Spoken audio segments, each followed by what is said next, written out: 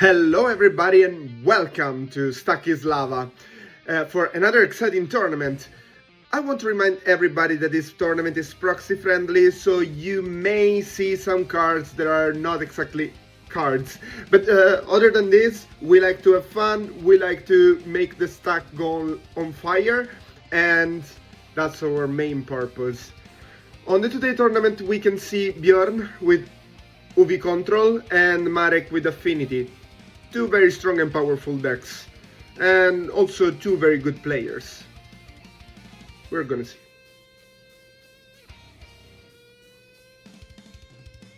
Deciding for how to start. They keep their hands. Oh yeah, we also had some issues with the recording today, so it's gonna be okay, it's gonna be fine. Nice, this is the initial hand, you can see it below. Flooded Strand, pass. Urza Saga, and we start the dance. We have Springleaf Drum, Tormund Crypt, and Mox Opal. Oh well. Affinity being Affinity.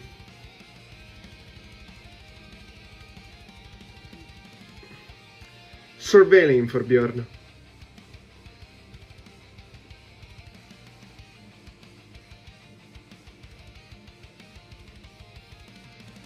He keeps on top.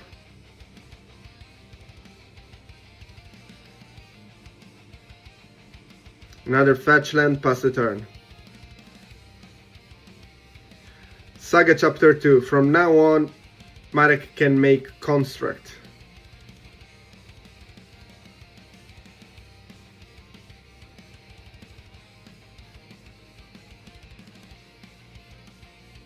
Affinity became very different deck compared to what it was 15 years ago. Yeah, it's a long time ago. But compared to before, it's way more solid and stable. Still suffers from artifact hates, but that's probably something that never gonna get fixed, because otherwise the deck would be too powerful. In the meantime, he played Sinks into Stupor as a land, so he also took 3 points of damage. And for 2 manas, tapping also the Urza Saga, he makes a construct.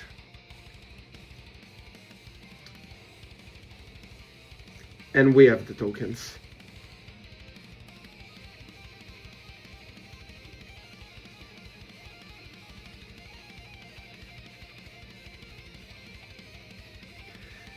He uses the Springleaf Drum to make 1 blue mana to cast Topdecks, drawing 2. This is a very classic Affinity card.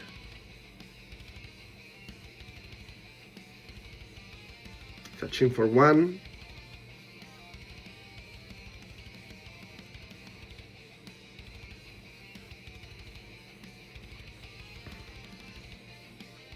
Meticulous Archive.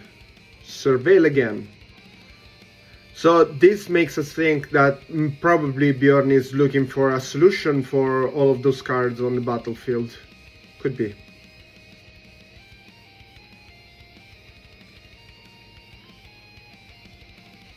I very much rather surveilling just when I need something, not just for the sake of surveilling.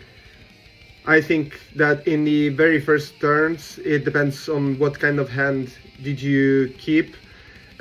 Maybe it's better to use the surveillance wisely, like if you need to fix something. We have another Sink into Stupor played as a land, and Narset. Narset is a very fun and nice card at this point of the game. Like, it's not exactly what Affinity is scared about, but they cannot draw more than 1 card per turn. So basically their first card for turn can be drawn, the rest cannot. -2 Narset can look the top cards of the library, and Bjorn decided to take a Teferi, which is another big problem for many decks, but I don't think it's going to be a problem for Affinity at this point. Also, it would have been better if that Narset was out during the Thoughtcast from before. Solitude on the construct.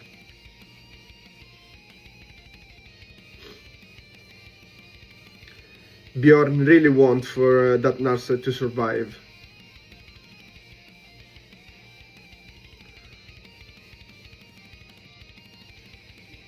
Marek draws a card. Saga triggers, goes to chapter 3. Or it's gonna go, yeah, exactly.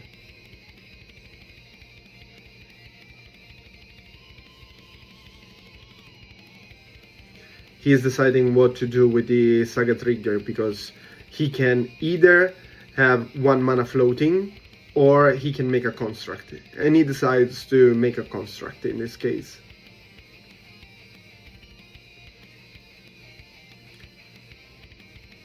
Life is 21 for Marek, 15 for Bjorn.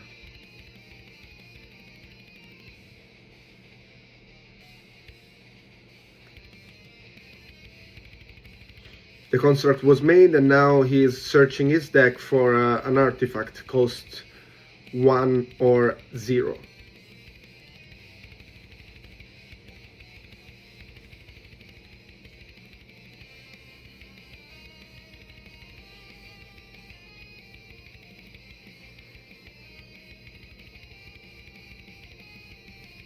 There we go, Lava Spur Boots.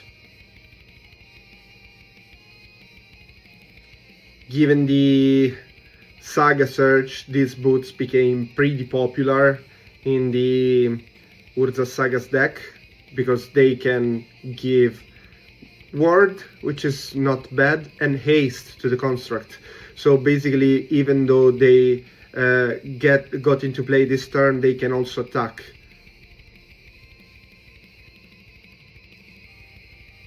Another Urza Saga.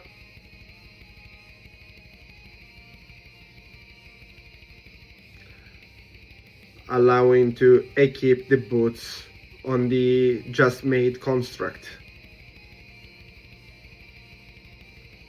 which is quite big. It's 5. It's a 5/5 hitting Narset. Bye bye Narset.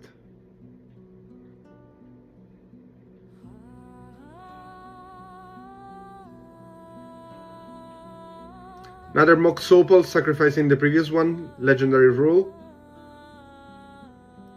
Thoughtcast again.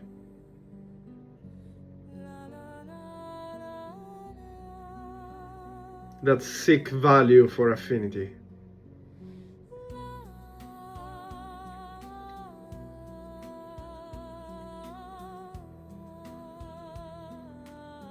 Affinity passes the turn.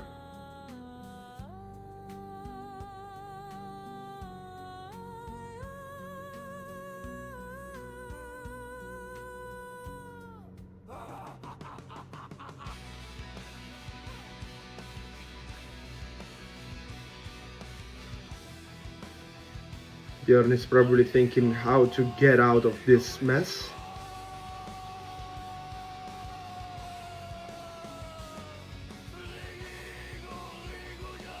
It's not the worst situation, but it has to be handled somehow.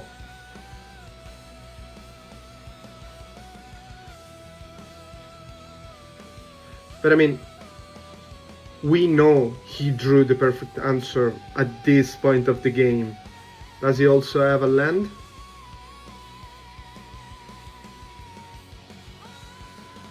He has it. 1, 2, 3. Yes, Teferi. Teferi basically gets you to play fair magic in a way. You can play just in your turn as the opponent. Well, it's not that fair, because the owner of Teferi can play instants, it can play sorceries as an instant, so it's not that fair. But yeah, -2, he bounces the construct. And he pays 1 for the ward. So yes, he had an answer.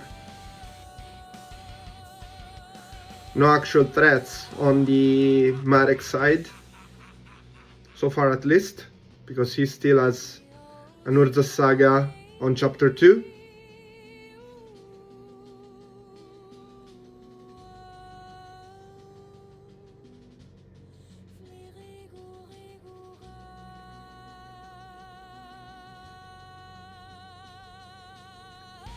Paying 2, making a construct.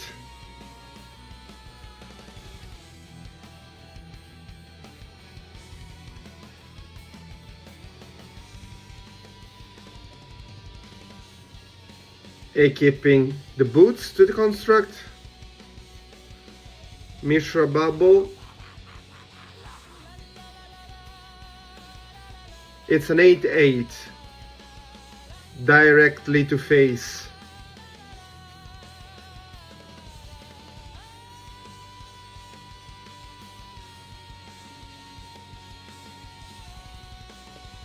8/7. +1 +0 from the boots.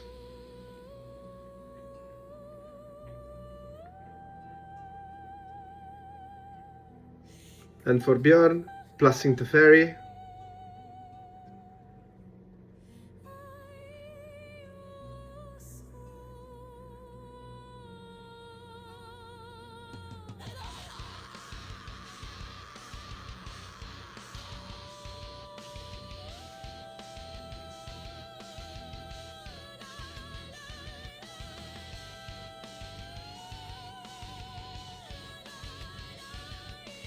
Bjorn is asking if they also give trample, but the answer is no. It's just haste and ward, and +1 +0.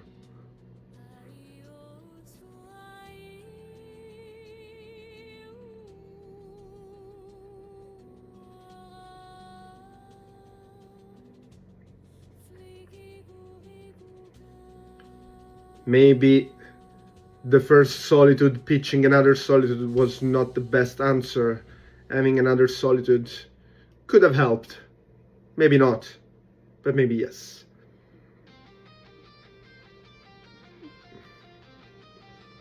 Fetching for 1. Taking 2 more.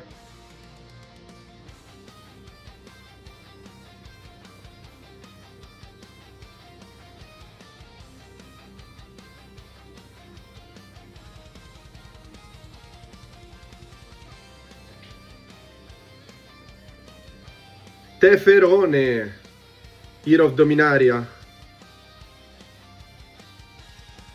With the +1, Teferone allows you to draw 1 card and then untapping 2 lands. Apparently, Bjorn was looking for an answer to that situation and he didn't find it.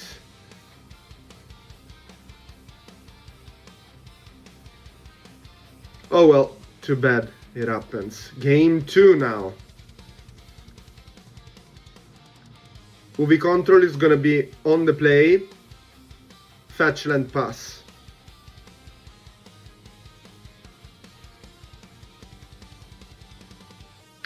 Steam Vents taking 2 damages. Double Memnite. Oh no, Steam Vents comes into play just tapped, no damage assigned. No shock for the land.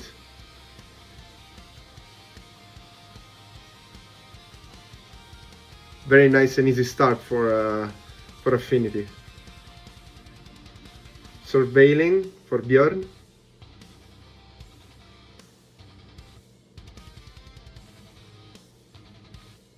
Force of Negation to the graveyard.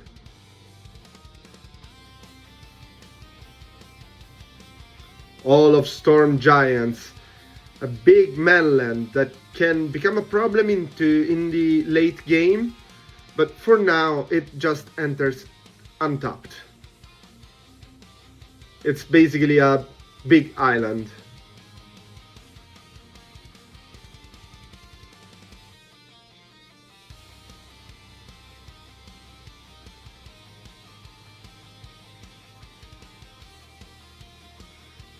The two Mem Knights beat. And then Urza Saga, Tormod Script,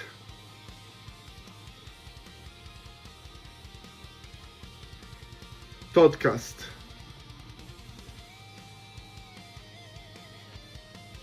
Counterspell, no draws for Marek.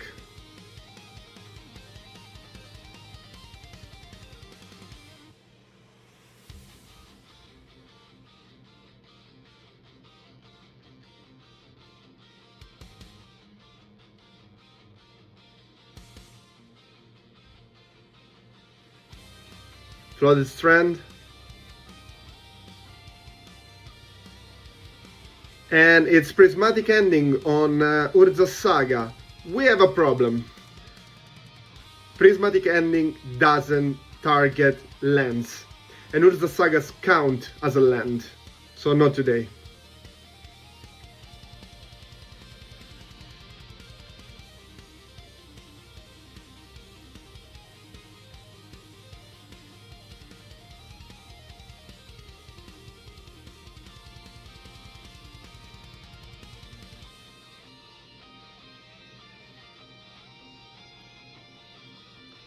Fetch for Shockland.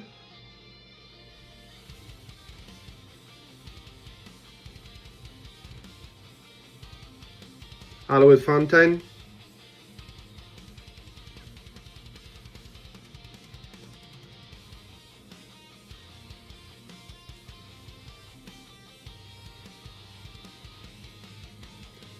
Narset again. -2. Browsing for a card.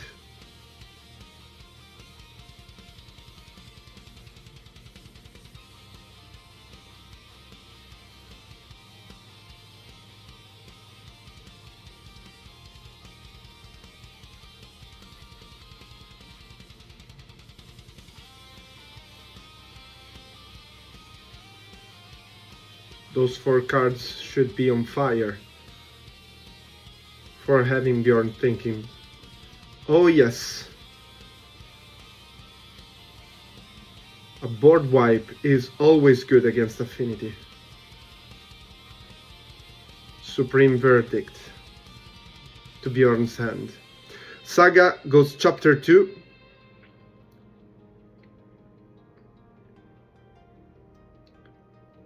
Hitting Narset, 2 damages, Narset goes to 1, and Thoughtcast again, but no.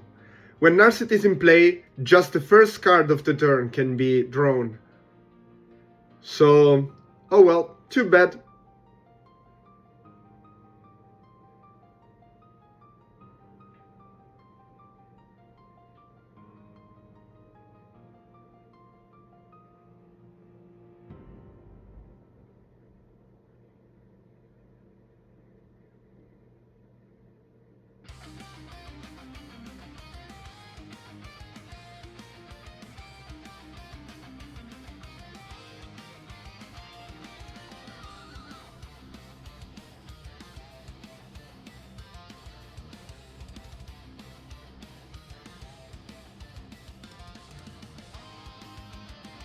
Thinking.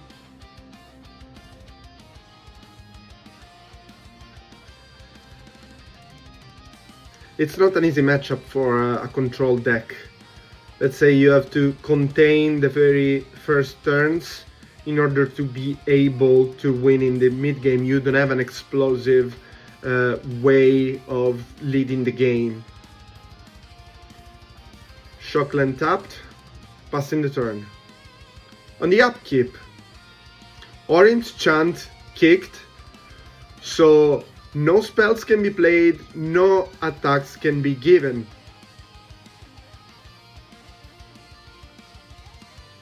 Ability can still be played. So Saga goes chapter 3. Marek can float a colorless, but I don't think he has any way to spend it. Or we will see at least.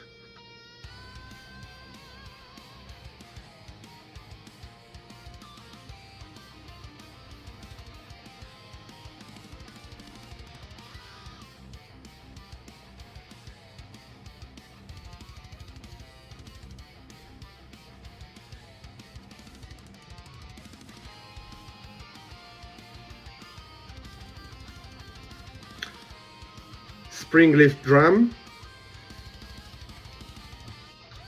to still have more lands, but no attacks, still because of the Orange enchant.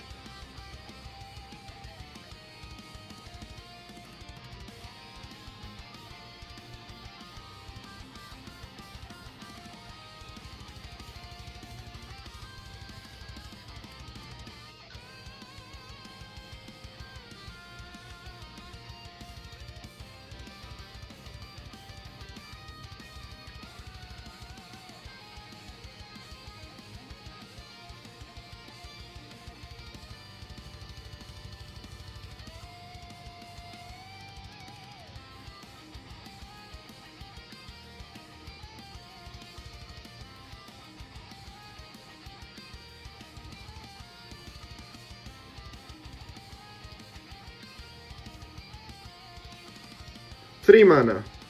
Stock up in Bjorn's turn. Looking for the top 5 cards, adding 2 to your hand, to Bjorn's hand, and then the rest on the bottom. Any order. Pretty powerful card for just 3 mana.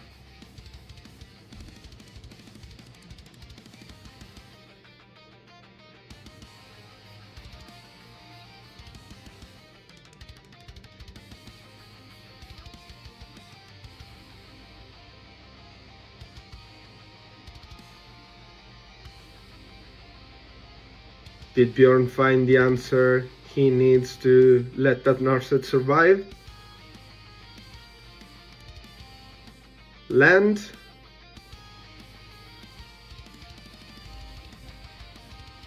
Wrath of the Skies, where X is gonna be 0, destroying the Memnites and destroying the Torment scripts. And Marek concedes there's no way he can get back from that.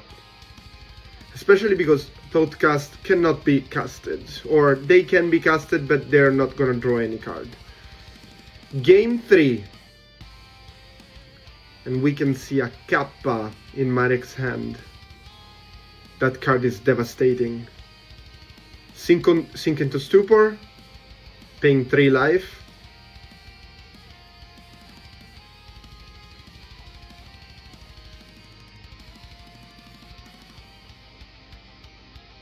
Pinnacle Emissary, new from Edge of Eternities. It gave a very, very new start to this deck. Double Mishra Bubble.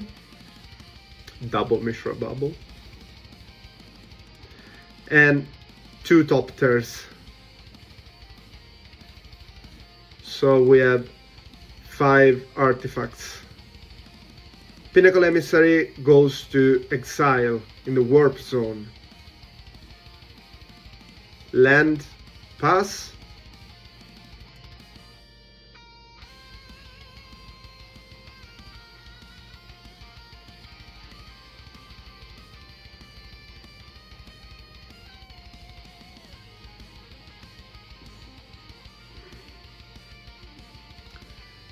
Another Sink into Stupor played as a land.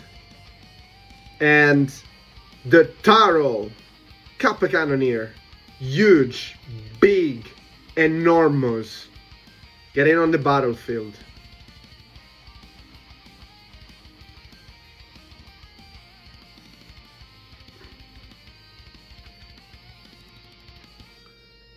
Bjorn fetching for 1, it's very, very hard to get back from this situation with a Kappa on the battlefield turn 2. Like, you need an answer for that. It's gonna win the game. We have a problem because there was a little misplay. I gotta say that if I'm not wrong, this is the first time for Marek playing the deck, and probably he thinks that you can sacrifice the bubble with no cost, but you have to actually tap it. And the bubble was tapped in order to cast the Kappa Cannoneer. So this was a little misplay.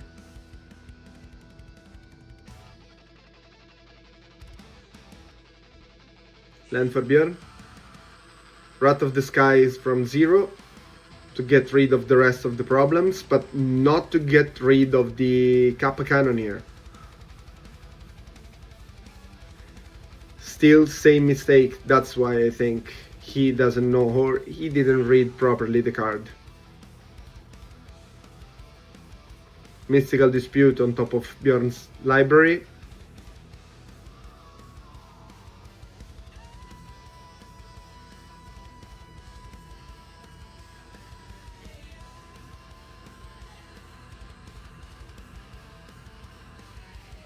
So he gets to draw 2 because of the Mishra bubbles, but as I said, this was a little error that got unnoticed during the tournament. It's okay, it happens. I mean, it's not because of these 2 cards more that is gonna win the game, it's because of the Kappa on the battlefield. That one is a huge problem. The 2 cards more don't help at all, but that's another story.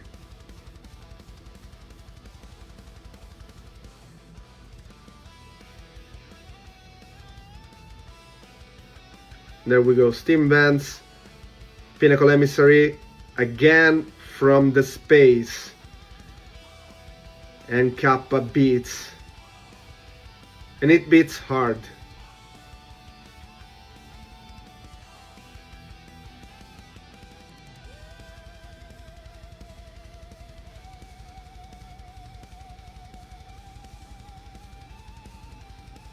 It wouldn't be that much of a problem if it was blockable, but every time the active player adds, or the owner of Kappa adds another artifact on the battlefield, it gets unblockable. I think that was a little bit too much.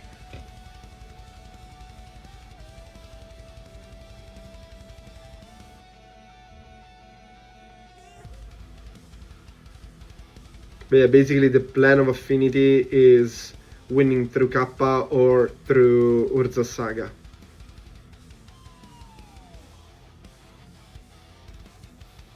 Or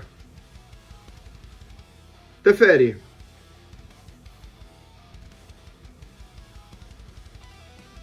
Teferi bouncing the Pinnacle Emissary. It's just to draw a card because it's not gonna give any big help against the big Tarto. I don't even think Marek cares about Teferi at this point.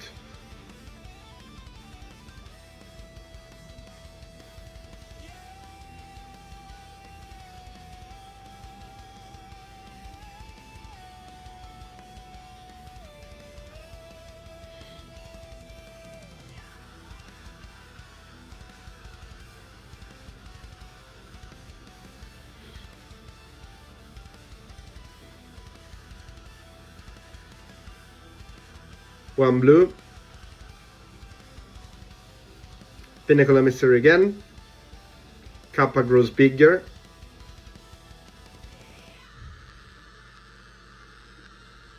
Ethereal Spell Bomb. Kappa grows bigger.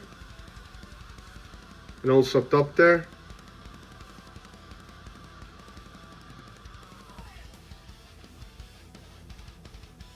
Hitting for 8. It's Thoughtcast.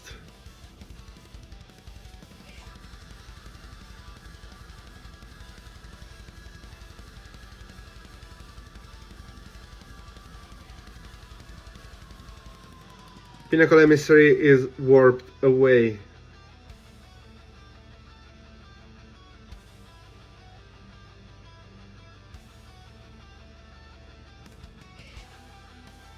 Land for Bjorn.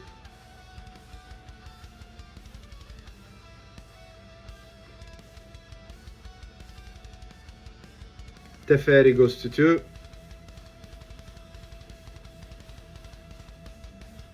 Passing the turn. Cap and taps. Ready to beat.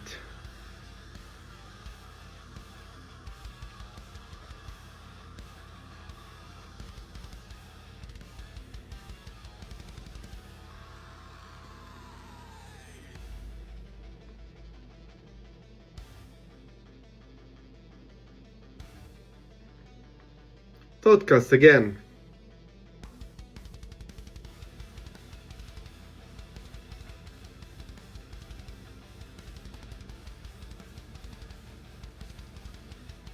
Marek draws 2. Combat. Swinging for 9. 8 from Kappa, 1 from the top there. Bjorn fetches.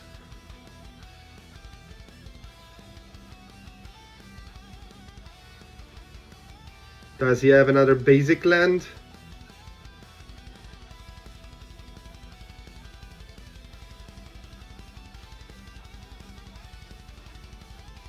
Does he have an answer? Maybe a Supreme Verdict? No.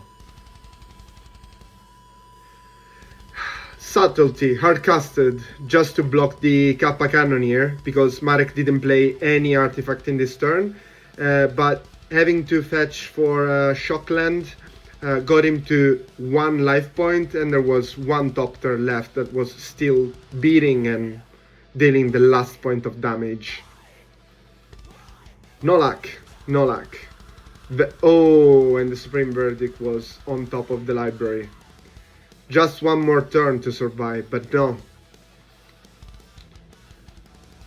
Unlucky Bjorn and super powerful start for Marek with Affinity.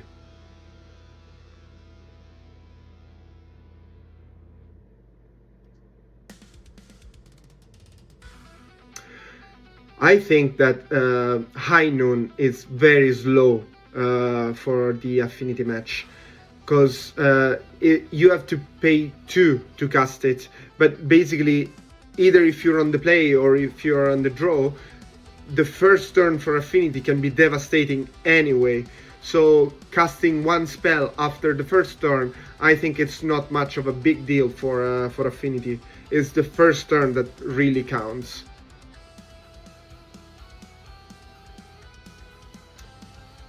And the rest of the sideboard is Mystical Dispute, that would have been very, very, very nice against that Kappa, but it didn't happen. It didn't happen. Siding out Teferone, Hero of the Minaria, just because it's very slow against Affinity. There's no use for it. Now we have Parco with Esper Reanimator and Marius with UR Storm. Starting with a Thoughtseize. He didn't even offer a glass of wine for that Thoughtseize. It was like direct.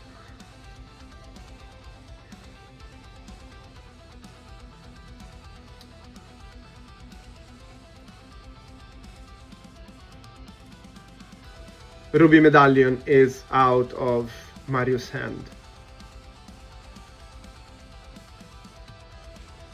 Very nice of him, keeping the cards down. Bloodstained Mire. Surveilling for Parco. He keeps on top. It's never super nice keeping on top the card in a Reanimator deck. You usually want to surveil to put the card in your graveyard, but oh well. If it's good, it's good.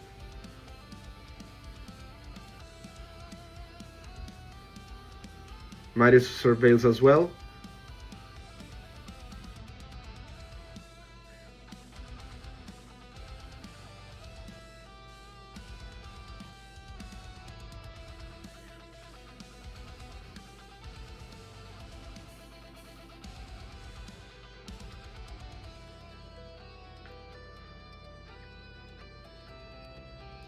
Marius fetch.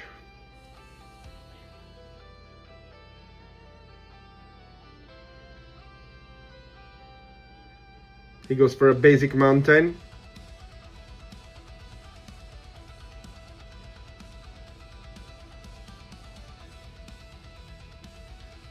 They're commenting how nice is this mountain from Innistrad Remastered.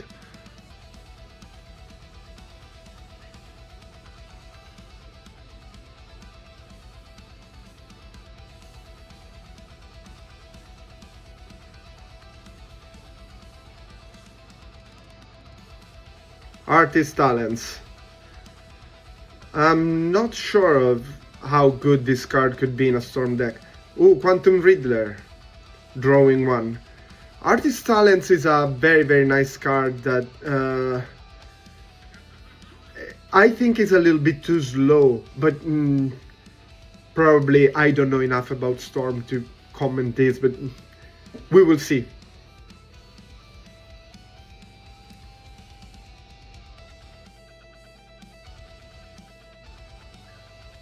Basic mountain again.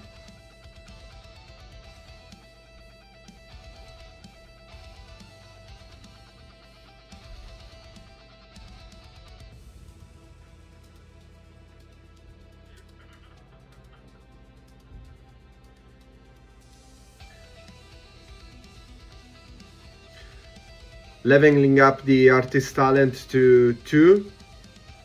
So now he has the discount for instant and sorceries, and he also gets to discard 1 and draw 1 whenever he casts a card, whenever he casts instant or sorcery.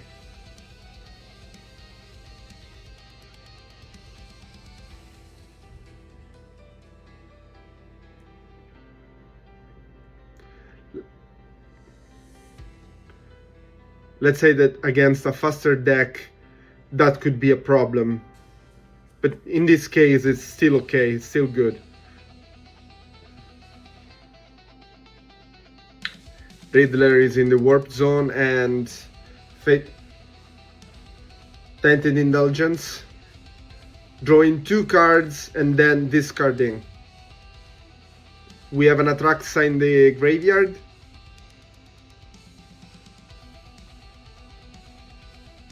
Fetching for 1.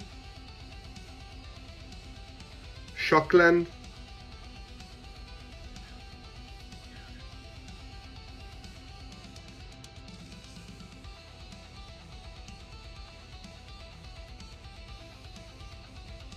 Glorious Vengeance. Taking back Atraxa from the graveyard. Yeah. Stonks.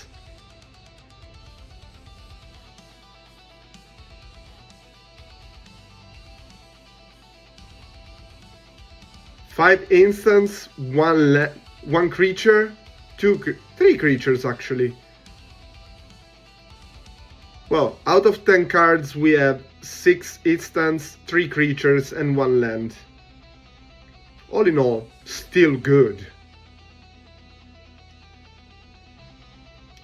He's gonna keep Force of Negation, Frog and the land. The rest on the bottom of the library.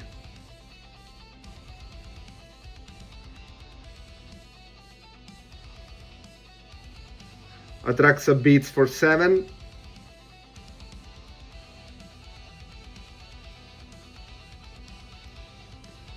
Atraxa exiled.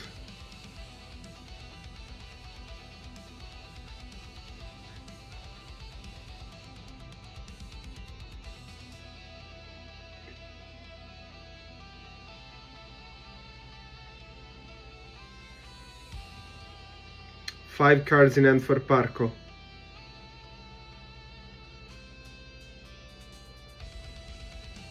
Marius reminded Parco that Atraxa is exiled.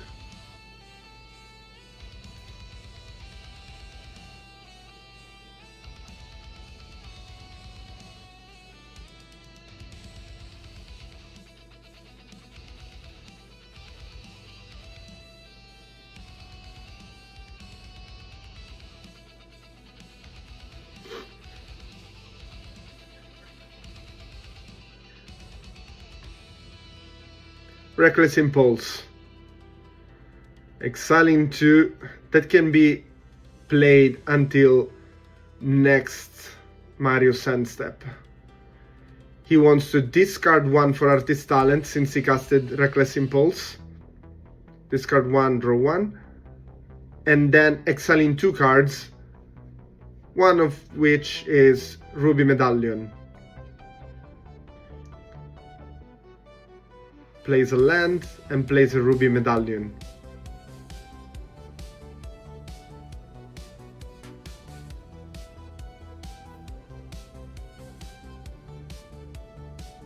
Pass the turn. Ral is gonna stay exiled until the end of next hand step for Marius.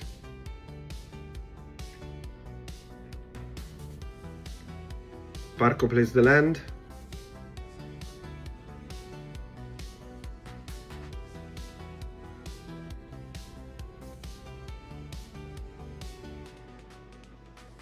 Pass the turn.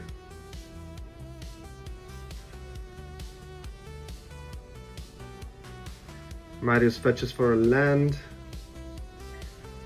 Commercial District, surveilling for 1.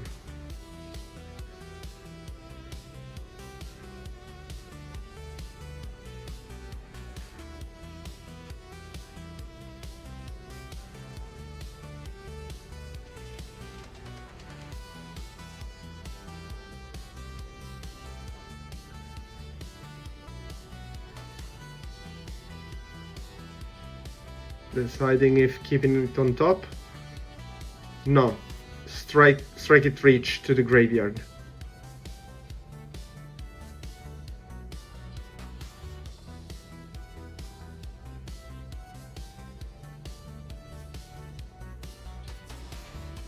Untapping.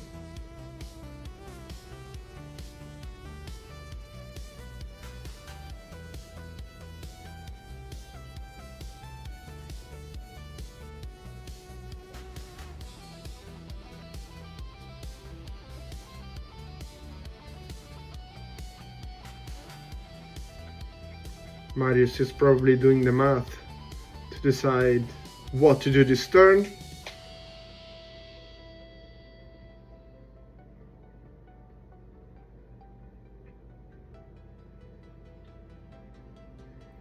And there we start.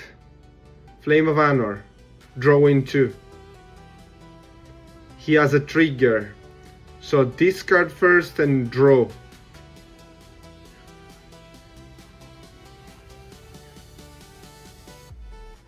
This was for Artist Talent, and now he can resolve the Flame of Honor, drawing 2.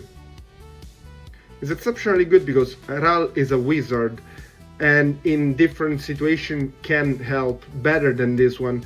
But let's say that right now he didn't need the other options from Flame of Honor, so it was okay. He drew 2. Ritual, getting 3 red mana. Floating. The Artist Talent triggers. Discarding 1 Ral, drawing something.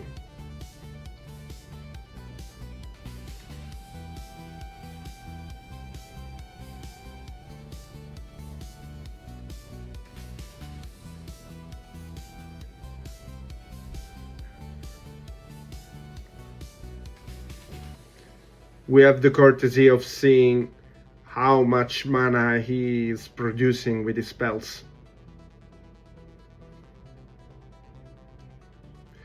Wish discounted by 2 from the Artist Talent and the Ruby Medallion.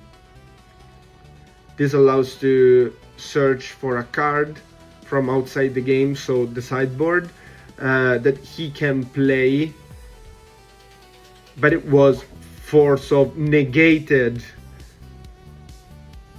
Parco said not today to that wish.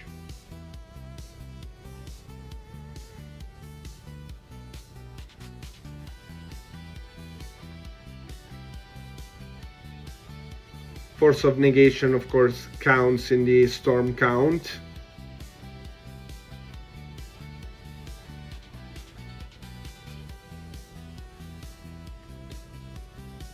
From what we can pick in Marius' hand, he has enough fuel to keep going. And Reckless Impulse. Still trigger from the Artist Talent. Discarding one, drawing one.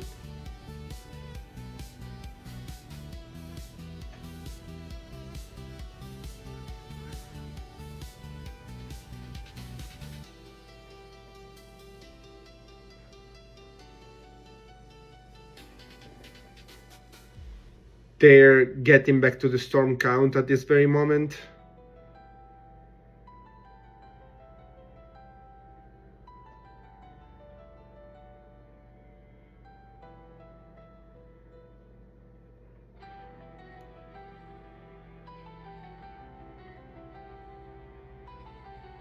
Reckless Impulse, resolving, exiling 2 cards.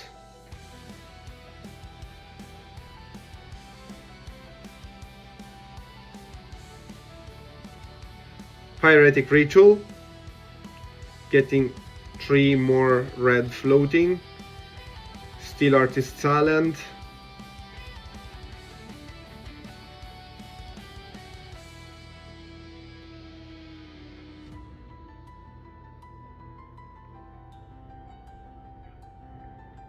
Casting Ral.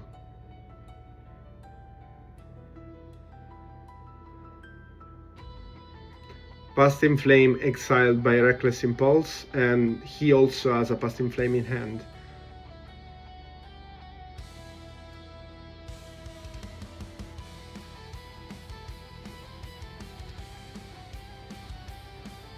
Manamorphose.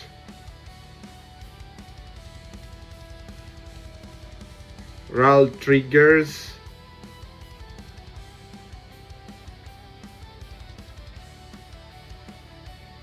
In response to the Ral trigger, Parco fetches.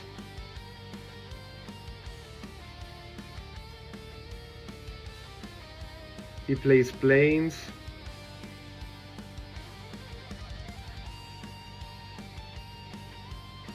Solitude, hard-casted.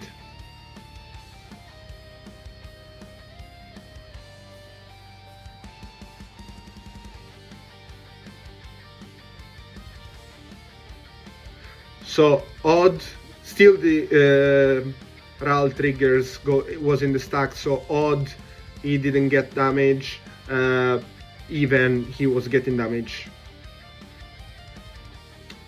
Came out odd, so no damage. Still the Storm Dance keeps going. He has 3 red floating. Manamorphose again.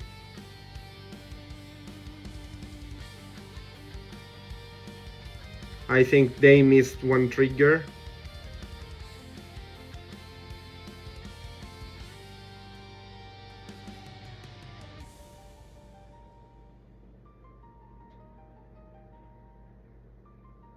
Five red floating. 4 because he had to pay for the Manamorphose.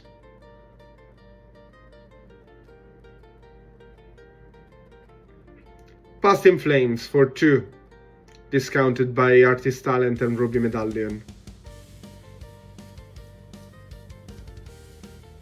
He plays the Gemstone Cavern so he can save 1 of the red floating. So now everything in the graveyard has flashback.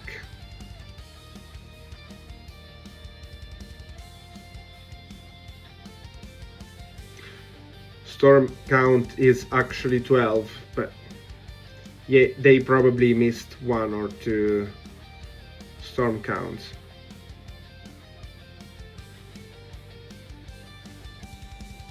Strike it rich, flashback, gives him a treasure.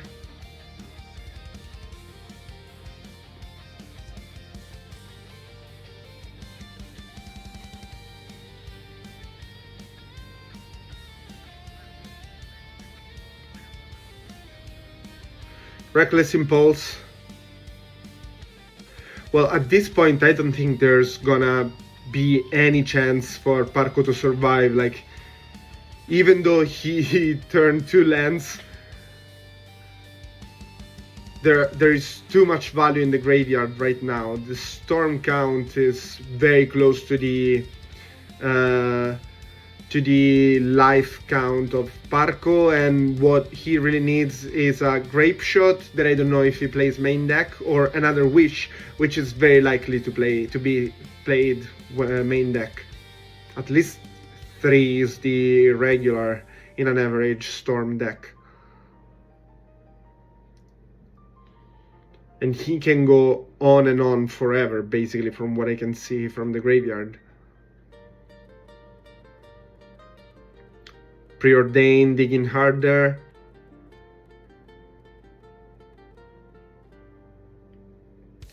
Trigger discard talent. He drew the Grape Shot.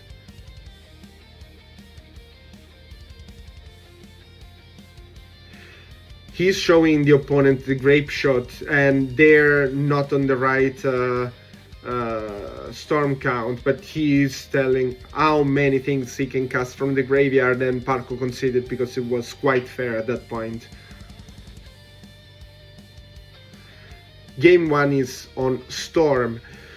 Let's say that Storm is a very nice deck for people who are out or don't like interactions, or far from Magic for a little while. Basically, you don't have to care that much about the opponent. You have to do your thing, and that's it.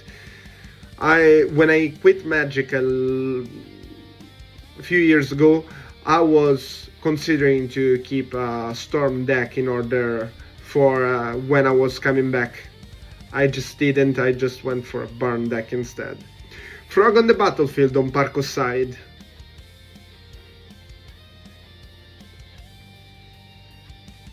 Parco is playing one of the, probably in my opinion, one of the best deck of the meta. I like the Esper Blink starter pack. It's just the Goryo gives a very, very good option to the deck. Being able to play Griselbrand or Atraxize, a very, very valuable and huge mana cost, mana value. Add no Ruby Medallion on the play. No, no, no, Marius.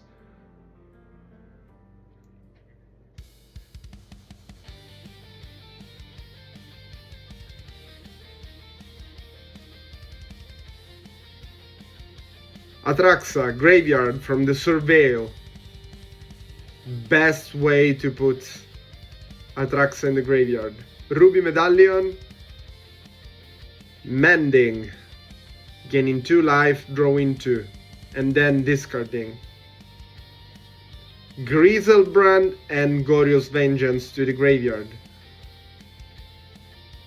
Ruby Medallion resolves.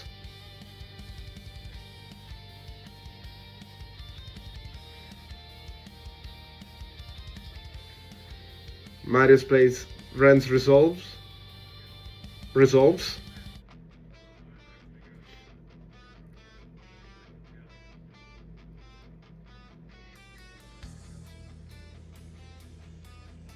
Parco.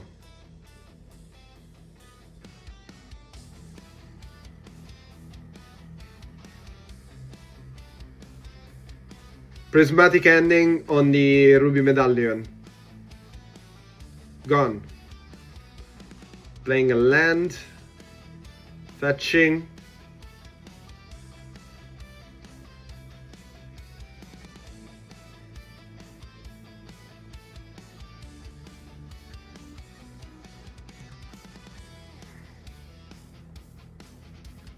Basic land.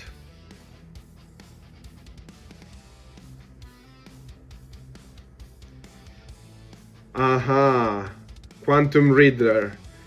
Sick combo. Frog Press Riddler. Before damage, Parco discards 2, so that he has 1 card in hand and he can draw 2 more through the Riddler. End step, Riddler gets warped away.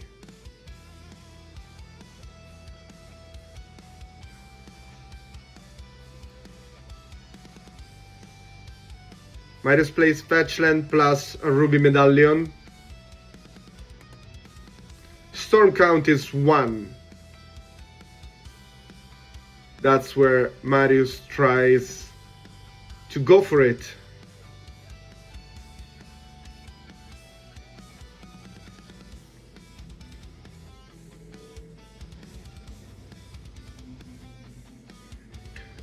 Marius is asking how many Force of Negation Parco runs in his deck, and he answered 4. 4 after sideboard. Pathetic Ritual, Storm count 2. There we go.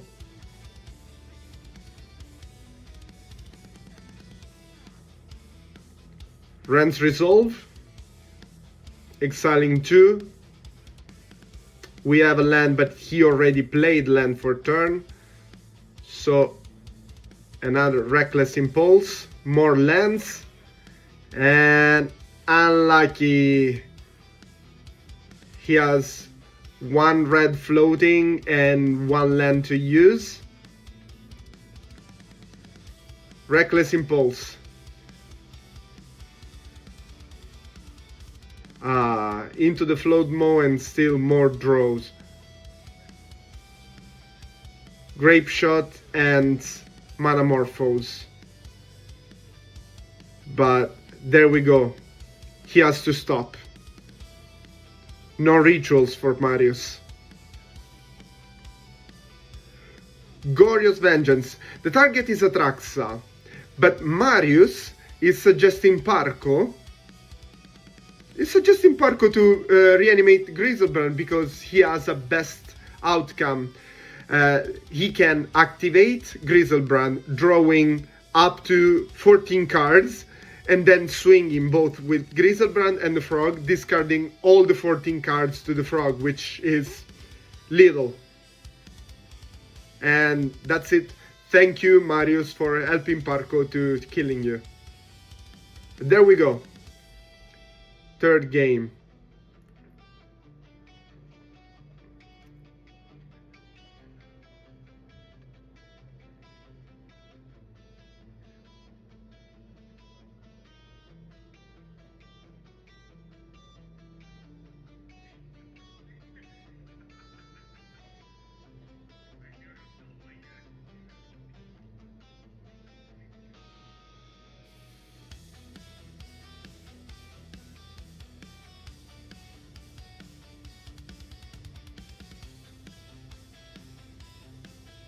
There we go for this third game. Esper Reanimator as a mulligan to 6.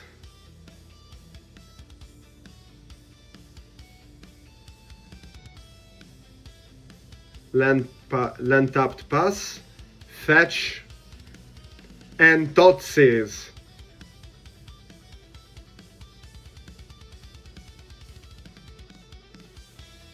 There is a ruby medallion on Marius' hand, and that's the target.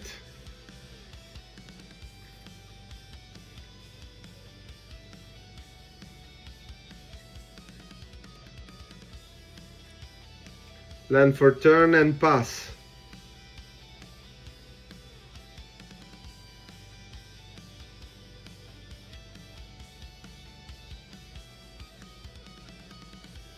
Fetch.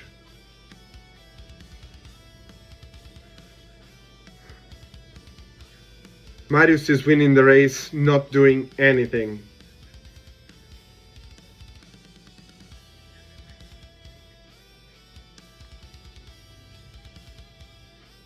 I think Marius can afford to storm earlier, given the life points of Parco. He could risk it. But he needs at least something to have a discount for his spells. Frog on Parco's side.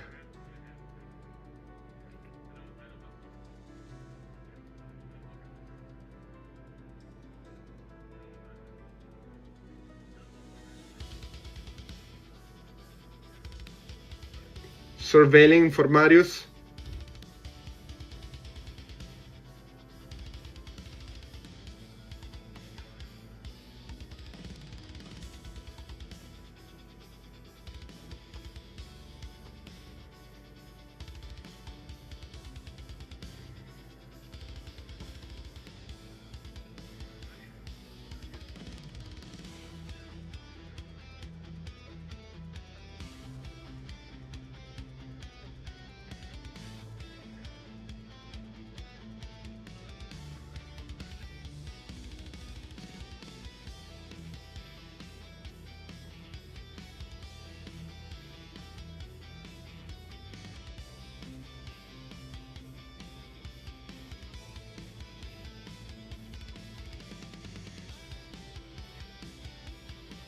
Ral. There we go again. He has a way to discount his spells.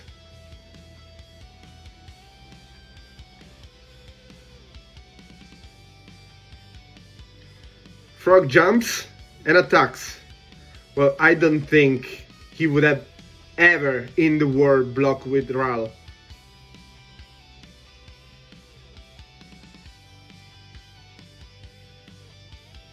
Frog drew a card.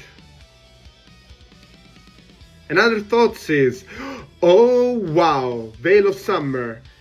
That thoughts was Veil of Summer gives X-proof to Marius, so Totsis doesn't get played and he also gets to play a card.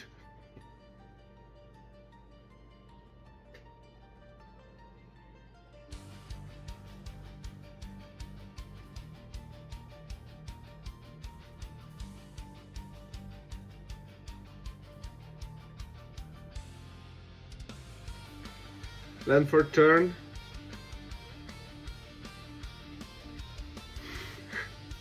Ral is beating. Swings.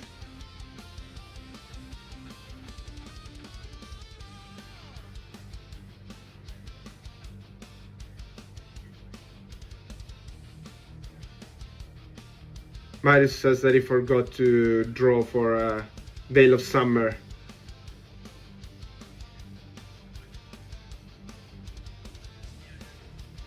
They're according on how to proceed. Just Marius drew the card, but he also passed the turn, so it's okay.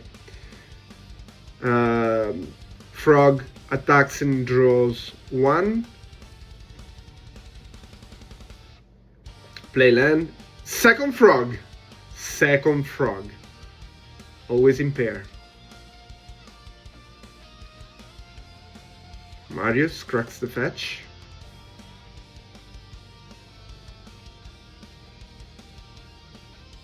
Survey land.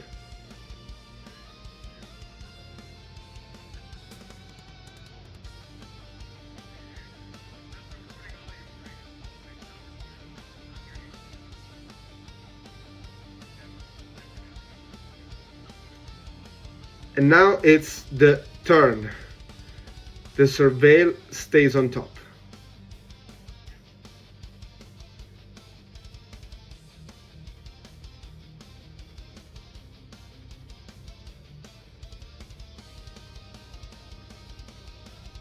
And there we go. The dance starts. Runs resolved. Ral trigger. Odds, no damage. Even, 1 damage.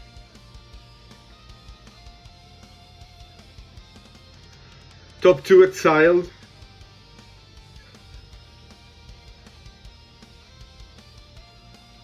And there we go. He was looking for cards to draw. He has a Preordain and Manamorphose on top. Ritual. Getting 3 red floating. Roll trigger. Take 1 damage.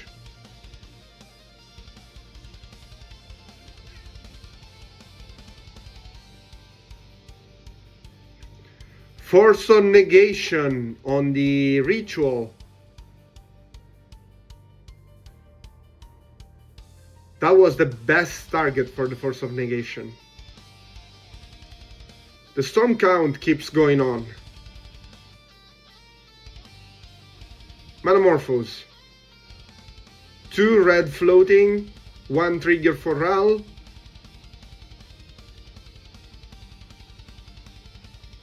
He takes 1 damage from Ral. Then he has 2 red floating and a card to draw. He actually goes for 1 red and 1 blue.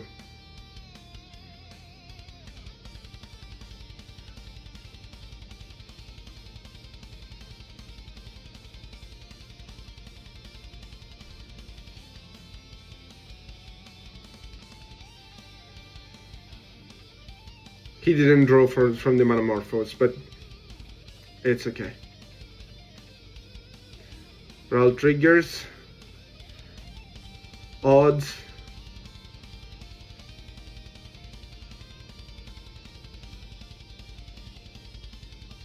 Past in Flames.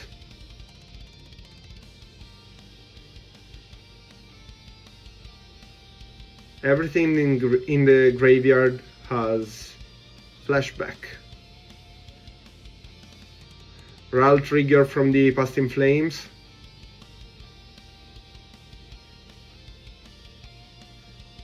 It was even, he took 1 damage.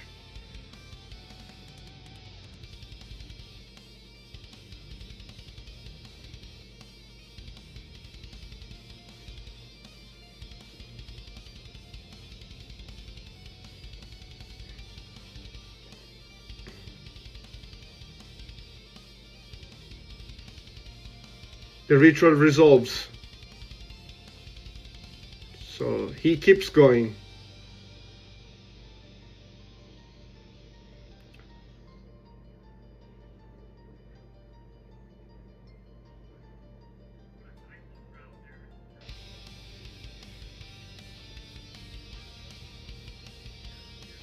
He's still counting the storm for Ral.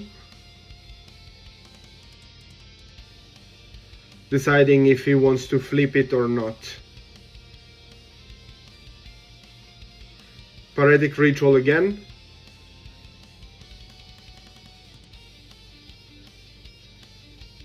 Ral flips and -8. So he's gonna get 8 cards from the top of his library. He can play them for free. These cards are exiled, not in Mario's hand.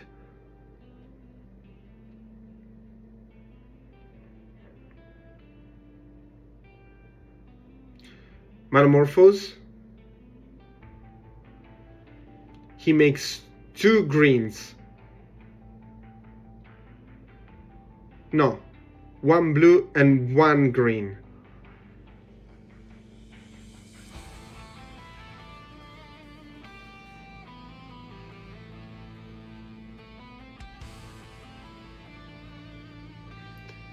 He exiles the cards that he doesn't want to play.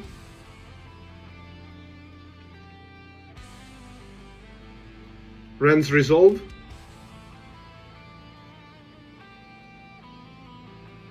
Reckless Impulse.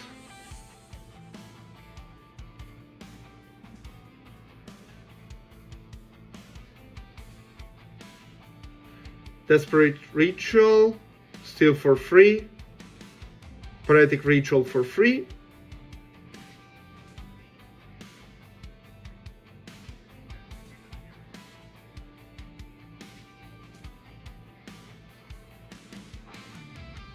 He used the green mana, he forgot the green mana, he was floating outside the card. Yeah, and now he did put it back. He has 1 green floating still.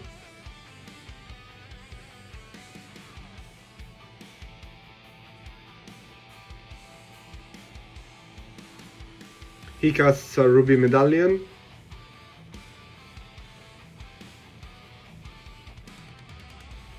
Preordain.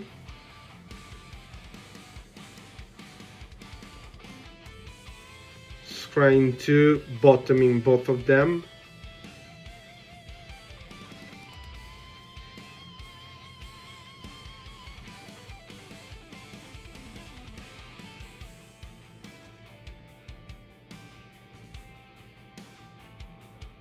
Metamorphose again.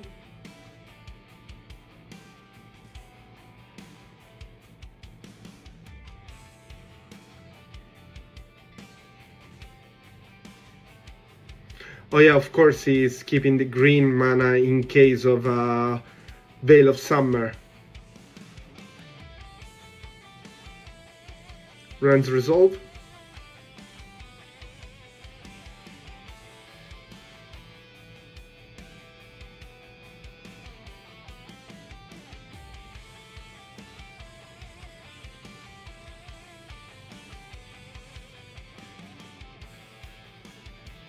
Ral triggers again. He wants to go for a flipping Ral again in order to have 8 free spells again. Now it's Past in Flames. He played it for free from the previous Ral interaction.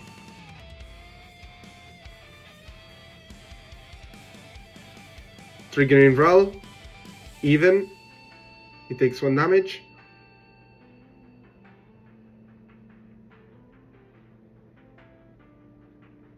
Reckless Impulse again. Trigger Ral. It flips.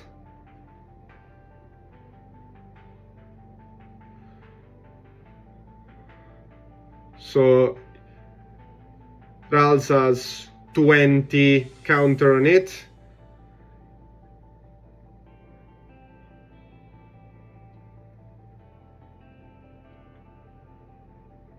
So top 8 cards. Ultimate for Ral. There's a Grape Shot.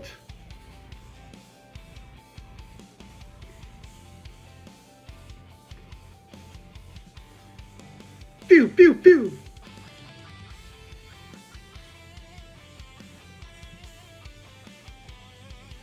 And it's gone. Marius gets to the next round.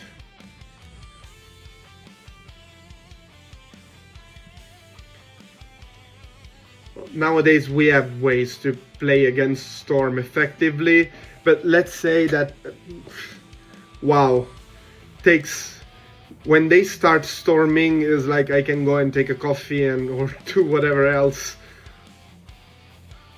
Coming back and being like, are you done? And they're still trying to storm.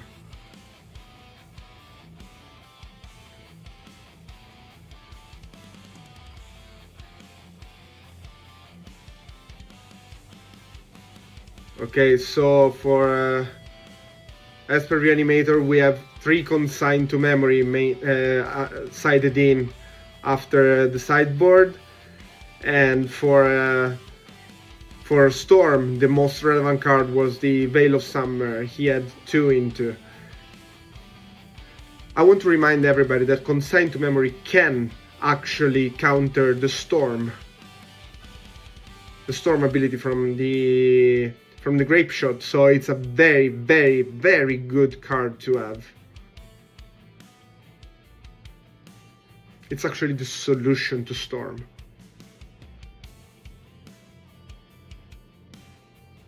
They tried many times during the last 15 years to print a card that was good enough to kill a Storm deck, like having Storm counters that could replicate in order to counter all the instants of the Grape Shot or whatever Storm tool you wanted to play, but it was they were never good enough counters in order to be played. But consigned to memory is nowadays in every blue deck, either in the main deck or in the sideboard, and he's like a natural answer to Storm. So they didn't print probably consigned to memory for that purpose, but they finally come out with a good answer against Storm.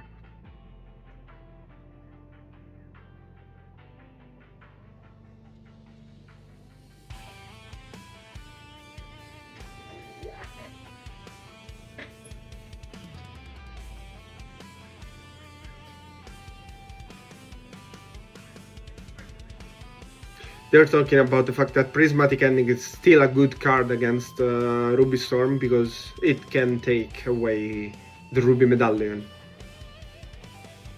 I kinda agree. But yeah, if you don't have... like, the card that you really want to have in that matchup is consigned to memory. Now we have Miller versus Marius. Miller is playing Amulet Titan and Marius is playing Storm, of course, as in the previous match.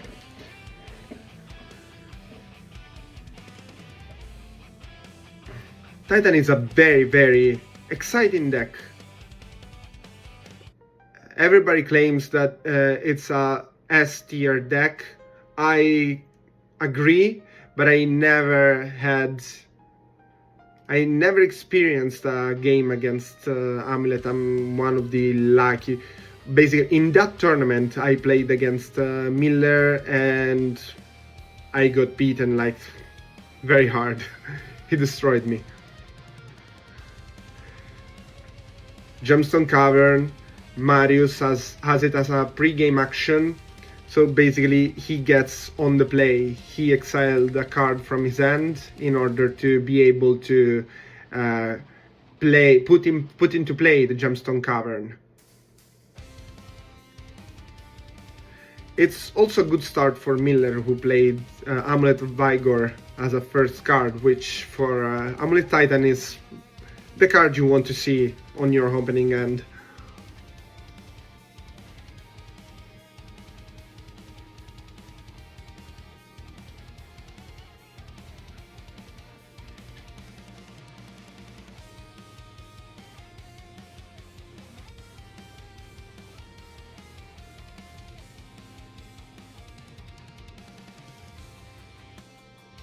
There we go, Reckless Impulse. Ruby Medallion and Firetic Ritual. It's basically whatever you need to start storming in a storm deck. Bounce land, adding 4 mana. Dryad, so now he's allowed to play 1 more land per turn, and all his lands produce all the colors. And Valakut. Valakut says that from the 5th mountains on, all the mountains are gonna deal 3 damages to a target. So basically, one of the Titans combo is in the play. He has also a nice mana tracker. It's very helpful because it's very hard to keep count of what mana floating the deck has on every turn. So right now we have 1 colorless floating.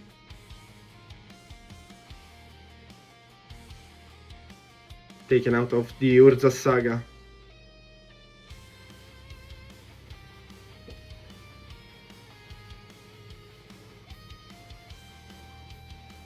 Bounce land triggering 2 times, so he has 2 green, 2 red, and then he bounces it back.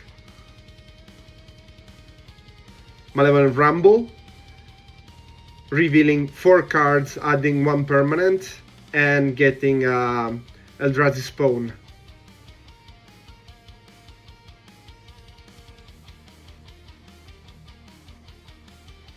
There's a Juicy Boseiju, but also a juicy Ice Steel Explorer.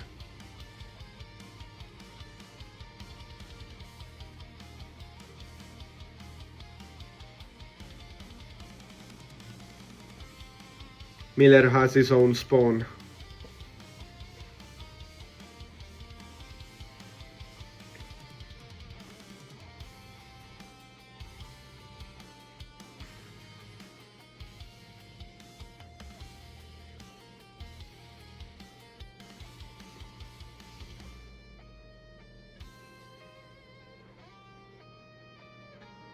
Ice Steel Explorer is the Miller's choice.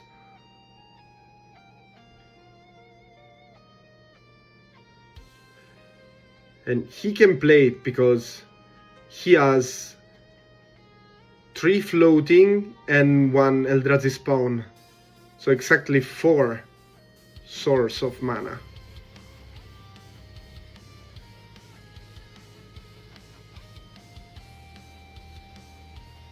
He plays Ice Steel Explorer, so he can play another land. The purple die is counting how many lands he played so far.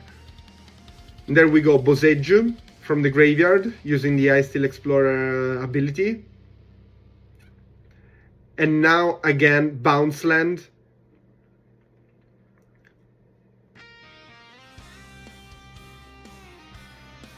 Triggering twice for the double amulet. And he bounces back the Boseiju.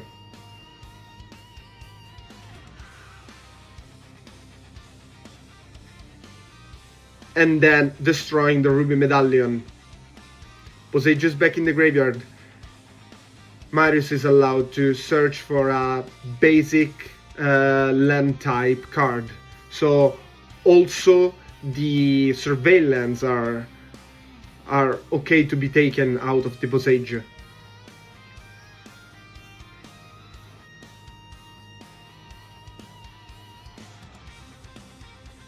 The Dryad attacks.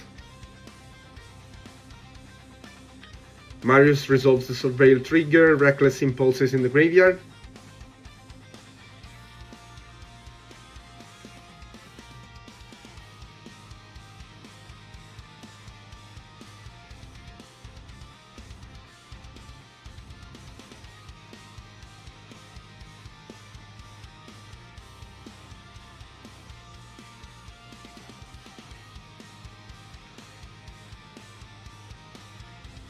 Preordain. Scrying 2.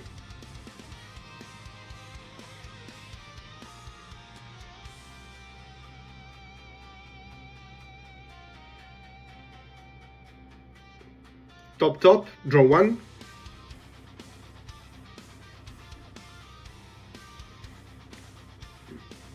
Ruby Medallion, again.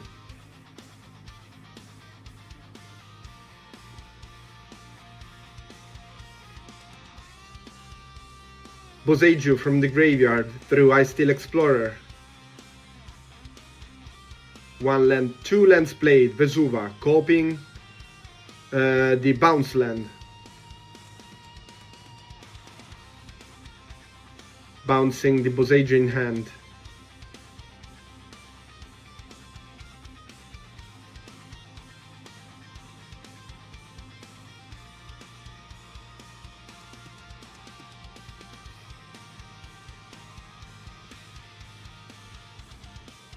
Urza Saga.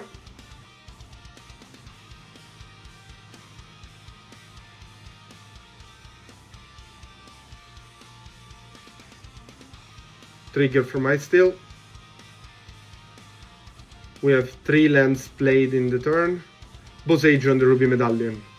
1 more land for Marius.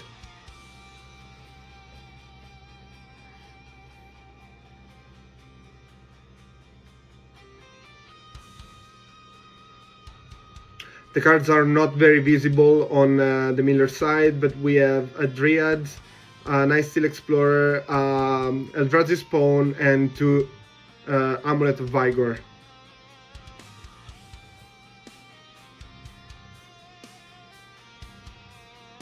Surveil trigger for the Commercial District from Marius.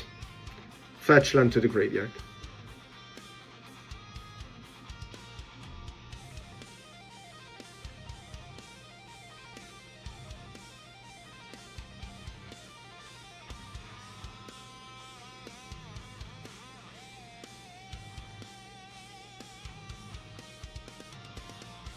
Preordain.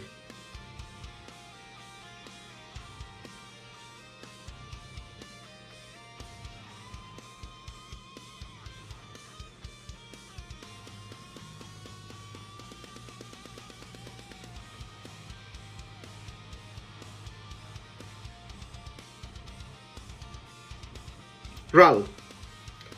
We have a discount engine. And then run resolve.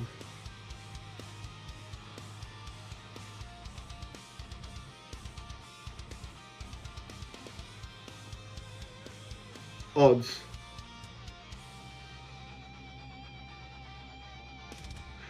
They're discussing how does it work for it to flip or not to flip. So he's throwing the die again. Okay, 1 damage from Ral. And then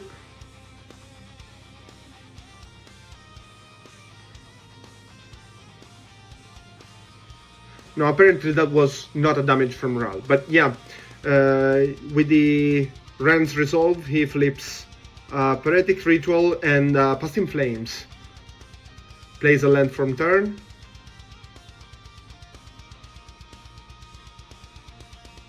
And he passes.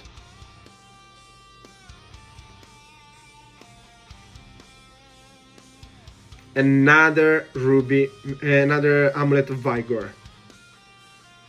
Now every bounce land is huge, tons of mana.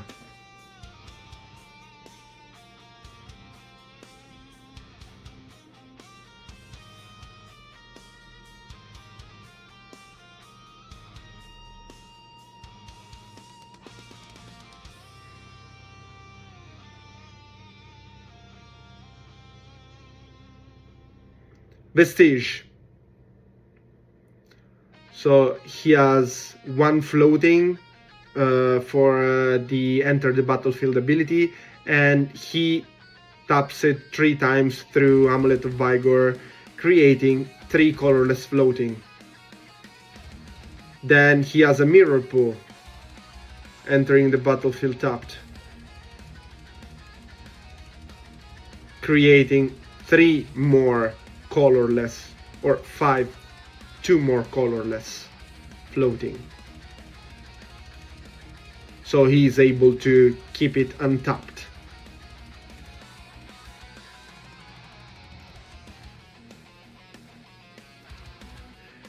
He uses the ability from Mirror Pool to copy the Ice Steel Explorer in order to have 1 more playable land from the graveyard or for the turn. He has still 2 lands to play.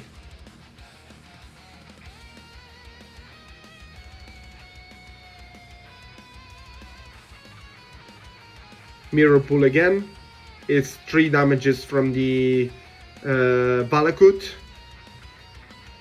And then he does it again, copying again the Ice Steel Explorer, creating more lands and basically still killing for the Balakut effect. Second game, Amulet is a hell of a deck. Hell of a deck.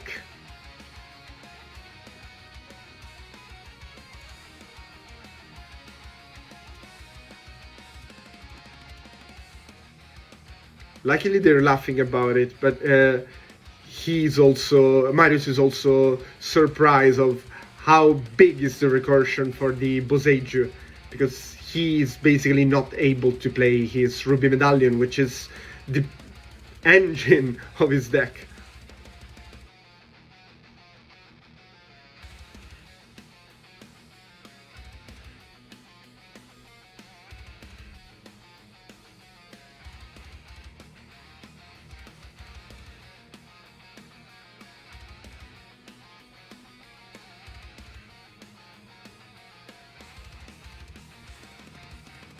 Miller mulligans to 6.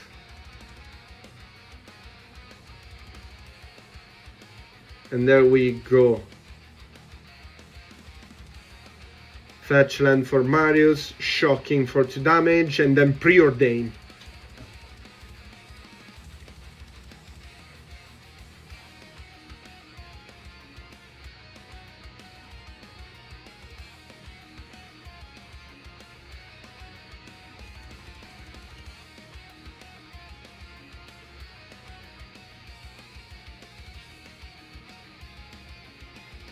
And then surveilling 2.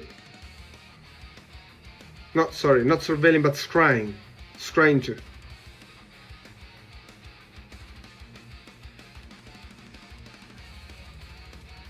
Both of them bottom.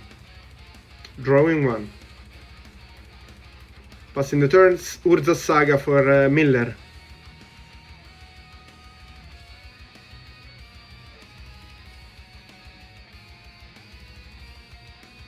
Second land for Marius. Cracking the fetch.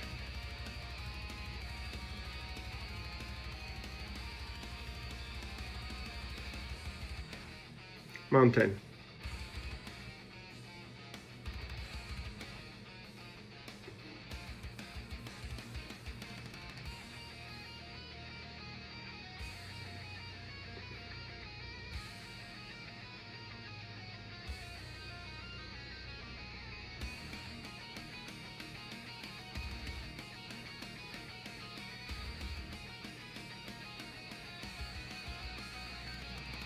Very much thinking for Marius. Ruby Medallion. Totally not afraid of Bosage.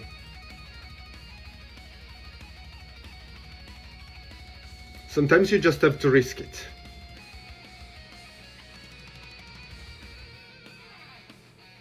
There we go, that's a filter land, but the peculiarity in this specific deck is that it can tap X and copy an artifact, which usually is Ruby Medallion. So you can tap one, tap it, copy copy Amulet of Vigor to add another Amulet of Vigor, which is the engine of the Amulet deck. Storm started storming. Manamorphose. Manamorphose again.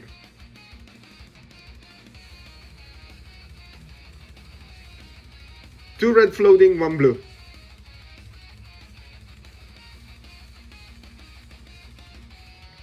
Phonetic Ritual.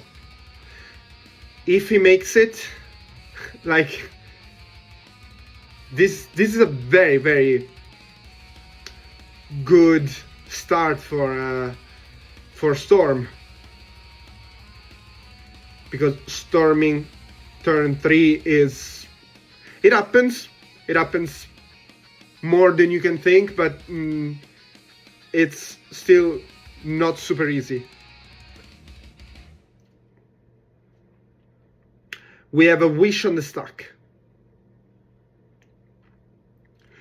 Wish allows you to search for a card outside the game, but you don't have to take it right away.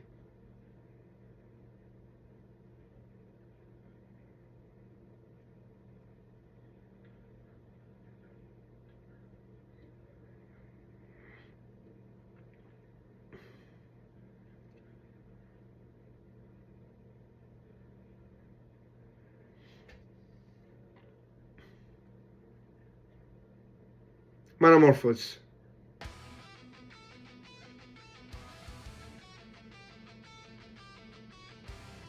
Drawing one.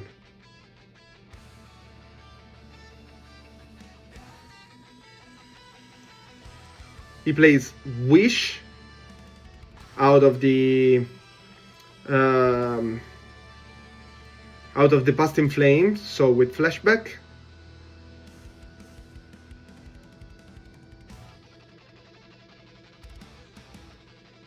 Yeah, as I said, you don't have to take the card right away, so he has a card that he can take out of Wish until the end of his turn.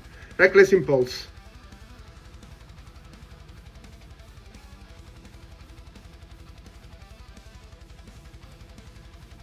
Desperate Ritual. Getting more red floating. And then Ren Resolves. Ruby Medallion in one land. He's asking what's left with the flashback, and Marius answered that the cards left that can be flashbacked are Preordain and Past in Flames. Preordain flashback.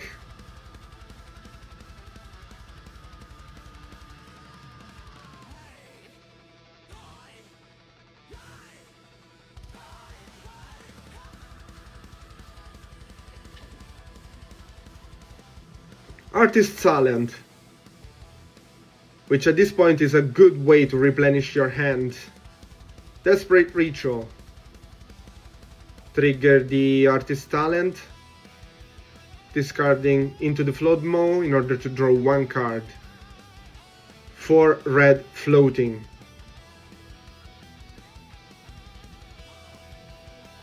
Trying to keep his life in order. Ren's Resolve. 2 more cards exiled. The storm count is 17 at this point. Artist Talent triggers, he drew 1. And now we have a Grape Shot out of the Ren's Resolve. But the storm count is still 17. He needs 3 more spells. Cracking the land for turn. Steam Vents.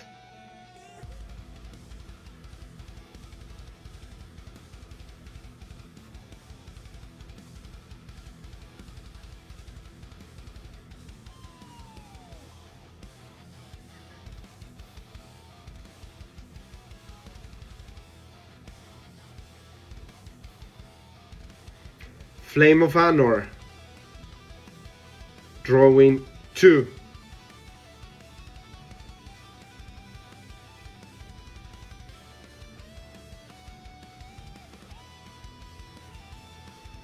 Ral.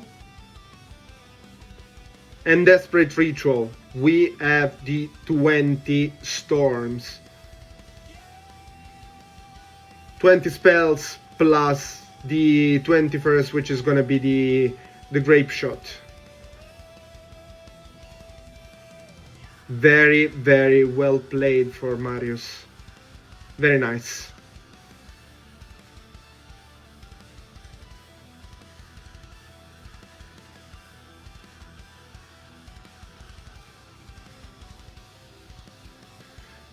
Miller starts with Odawara, Amulet of Vigor. Very good start for Amulet. I mean, it's in the name of the deck, so it has to be good.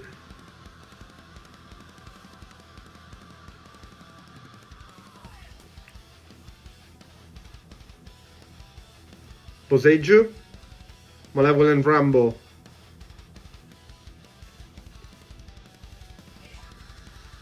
And there we go.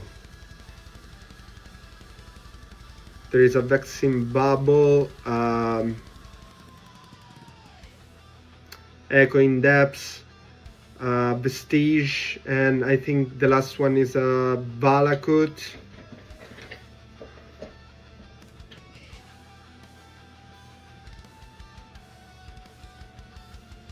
Yes, Valakut.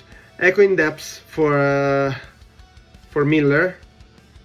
It's in his hand. He has also an Eldrazi Spawn.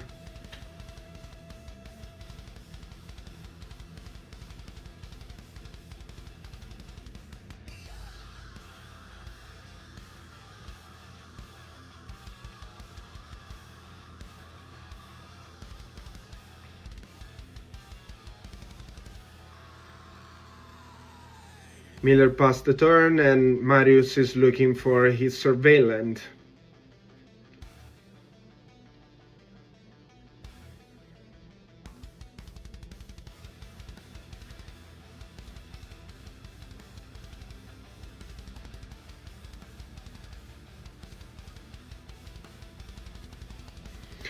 The more I see Amulet playing, the more I want to build the deck. It's very, very nice, all the interactions, all the things that you can do in order to snatch a victory out of your opponent. Commercial District, surveilling.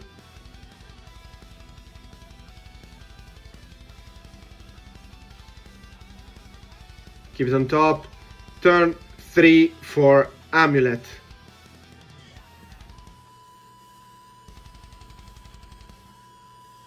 Two lands on the battlefield, one Eldrazi Spawn, Amulet of Vigor.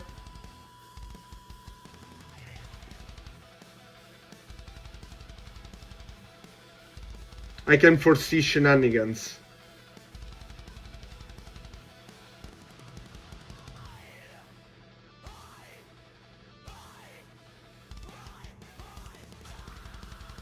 Otawara, tap for blue, second Amulet. Now Echoing Depths. Coping the Vestige, getting 2 floating and casting Spelunking. Allowing Miller to play one additional land that gets into play untapped. It's basically another Amulet. So at this point, this bounce land taps for 6.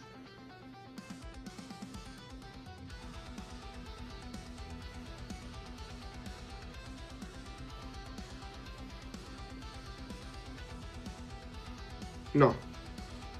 Taps for 4, apparently.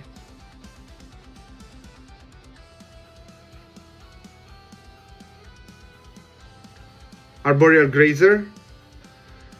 This little motherfucker has also reach, which is something that we should remember. Bounce land, now he has 6 mana, bouncing back the Boseiju.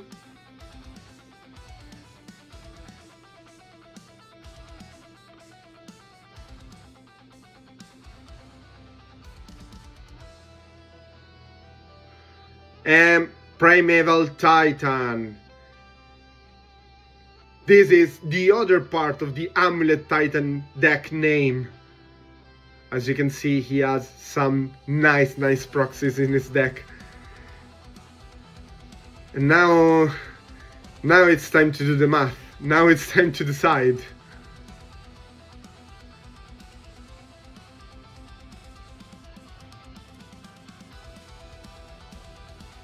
Plenty of possibility, but Marius is still at 19.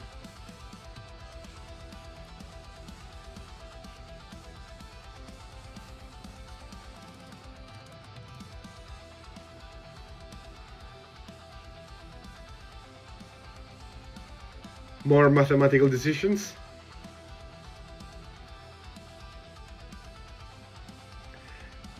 There we go. So with the mirror pool, he created a copy of the Primeval Titan, allowing him to search for 2 more lands. In the meanwhile, he also triggered the bounce land to get more mana floating. He's looking for the new lands to put into play. Vesuva, copying the red-green bounce land, adding shit ton of mana, and this other card that I don't dare to pronounce the name, that can give haste to the Titans. And that's what's happening.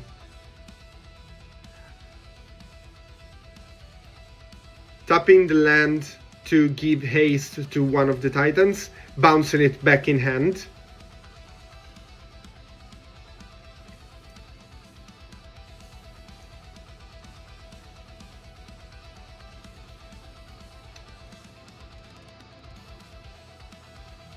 Bounce back Vesuva, playing another Arboreal Grades, and then steal the land to give haste to the copy of the Titan.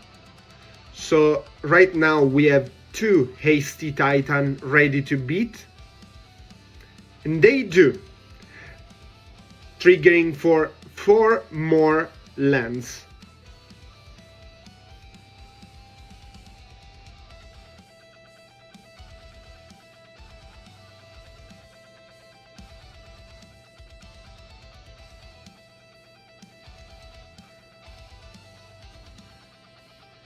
So we have 2 bounce lands adding shit ton of floating mana, and then Vesuva and Kessig Wolfram. So with the shit ton of mana, he enables Kessig Wolfram to give plus too many plus 0 to one of the Titans that is gonna beat for enough to kill Marius. Amazing deck, amazing play.